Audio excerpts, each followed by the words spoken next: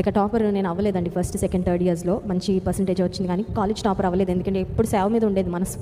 Final ఇయర్కి వచ్చిన తర్వాత ఎందుకో రోషం అనిపించింది. ఇదేంటి బీటెక్ అయిపోతుంది, నేను టాపర్గా అవ్వలేకపోయాను, మంచి మార్క్స్, ఎక్సలెంట్, ఇంకా ఆ పైన నేను ఉండలేకపోయాను ఏంటని అనిపించి ఫైనల్ ఇయర్ ఫస్ట్ సెమిస్టర్లో ఒక అలవాటు చేసుకున్నాను. ఏంటంటే ప్రతిరోజు ఉదయం లేవగానే మా టెర్రస్ మీదకి వెళ్ళిపోయి బైబిల్ తీసుకొని వెళ్ళిపోయేదానండి. బైబిల్ తీసుకొని వెళ్ళిపోయి ఒక్కొక్క కీర్తనల అధ్యాయం గట్టిగా చదువుతా కంఠస్థం చేసేసేదాన్ని. మేడం మీద అటు ఇటు తిరిగేసేదాన్ని. దేవుని వాక్యం చాలా అధ్యాయాలు కంఠస్థం చేసేసానండి ఆ 4th ఇయర్ ఫస్ట్ సెమిస్టర్లో బీటెక్లో.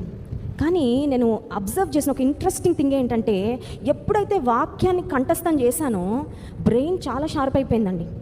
4th ఇయర్ ఫస్ట్ సెమిస్టర్లో చాలా ఎక్సలెంట్ మార్క్స్ ఇచ్చాడు. దేవునికి స్తోత్రం, హల్లెలూయా. ఆయన మహిమ కొరకు చెప్తున్నా ఈ మాట. ఆయన కొరకు శ్రేష్టమైన సమయం ఇవ్వడం నేను ప్రారంభించిన తరువాత నా మెదడే చాలా చురుకైపోయింది.